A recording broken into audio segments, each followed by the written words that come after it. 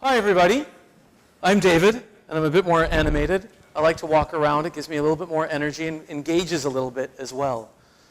Now, I'm an entrepreneur, which means I can take a tremendous amount of pain. That's ultimately the definition of an entrepreneur.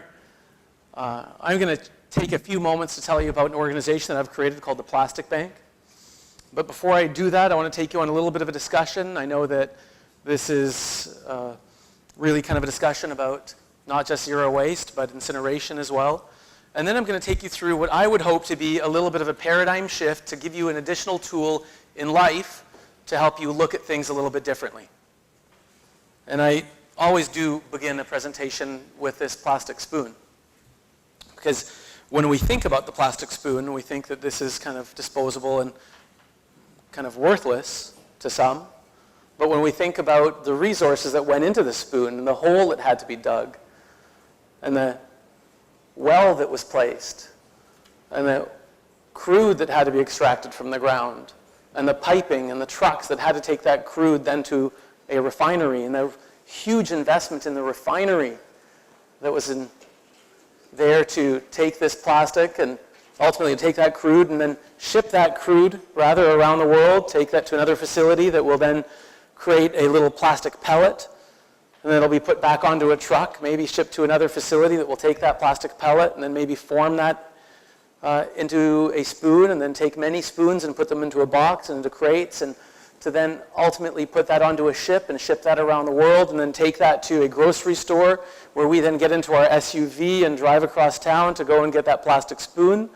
And for some reason, somehow, we felt that that was less expensive than using a metal spoon in our drawer. And I'm not sure how society got to that, and I'm not sure at all how we think that burning is more cost-effective than reusing. So that certainly is my perspective on spoons. Thank you. Because that is about the most costly thing that you could do. Now, I'm going to get you to take a look at this picture. Many of you maybe have seen this. This is the starving foal, an albatross rookery, Midway Island, and you can see the plastic inside the belly. And I'm going to get you to take a quick moment to look at this plastic, and I need you to look and count all of the red plastic pieces. You have to count them all because in a moment I'm going to get you to turn to your partner and reveal the number that you see. Do you see all the red plastic pieces? Do you see them all? Right? Can you count them? Think you've got an idea, and if you participate in this could profoundly change the way you view things. Red, count them all. Now, turn to your partner and tell them how many green pieces you see. So really, the example there is that what you think about is what you see. What you think about, what you focus and give your attention to is what will be revealed. And so I'm an entrepreneur, and what I do is I look for solutions. Because I don't see problems, I see that as an opportunity. One that has to be solved immediately and has great global impact. And I've concluded in my life that it's the entrepreneurial solution to most of the great challenges in the world. Now, I also conclude that for everything you do, there's something you give up.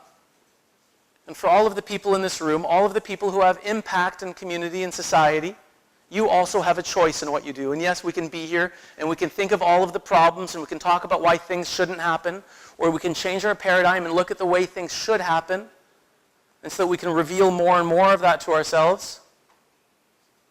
I use the example of marriage, and for those of you who are here that are married, I would argue that the last thing that you did when you were at that altar was say yes to your spouse, because in fact what you did was say no to everybody else in the world.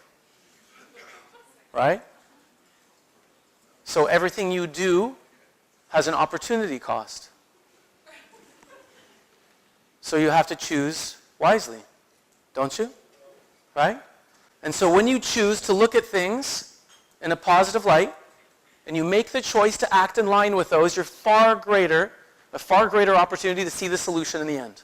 Right? Right. I'll chat to you a little bit about the Plastic Bank, something that's created a great global movement. In the last 15 months, we have more than 250,000 Facebook fans. The company-wide, we're 1.15 million Twitter followers. And we've created an organization that incentivizes the disadvantaged.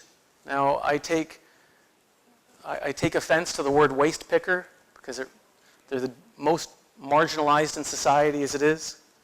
But a resource entrepreneur, again, change the way that you think. And thank you.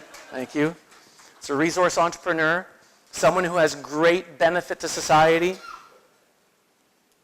Now, we work with NGOs, foundations around the world, beginning to, and we provide a business system for them to increase the recycling rates in their communities. Working in Latin America right now, got some staff in Lima, Peru, and San Miguel, working within an organization to increase the lives of those people. And we incentivize them by cash, giving price consistency, removing the commoditization pricing of plastic, and then gamifying and incentivizing the collection with 3D printing.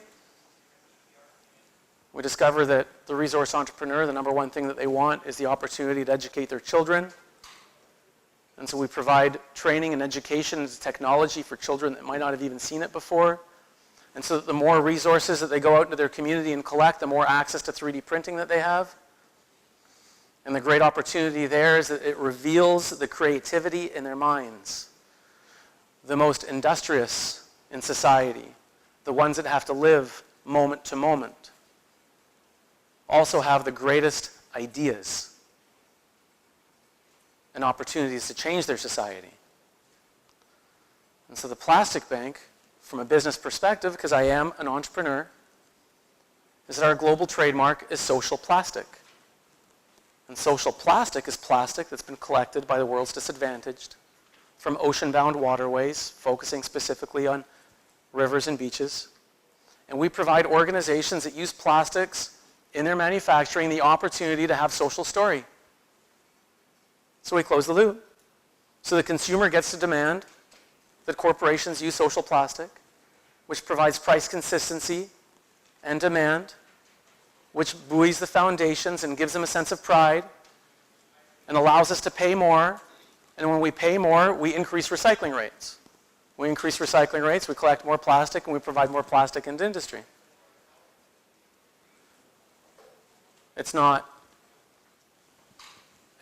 in my opinion, profound,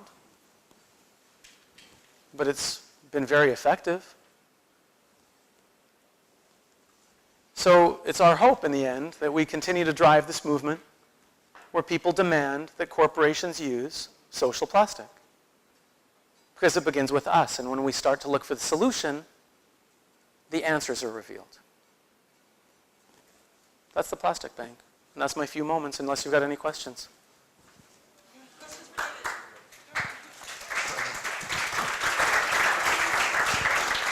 I have a question. Have you talked to the oil companies about their responsibility here? No, not yet. And again, I'm an entrepreneur, so I don't have all the answers. I don't even have all the questions to answer yet. I got no idea. We continue to move, and more questions pop up. Yeah, thanks for the presentation, David. Is your price for social plastic, how does it compare with the market price for plastic? Currently, it's $1 per pound, which is in line with virgin plastic. Okay, thanks. That's pretty good, actually. Yeah. Good price. Any other What else? questions? Anything else? Happy to answer. Happy to keep chatting. I'll be here for a little bit. Thank you.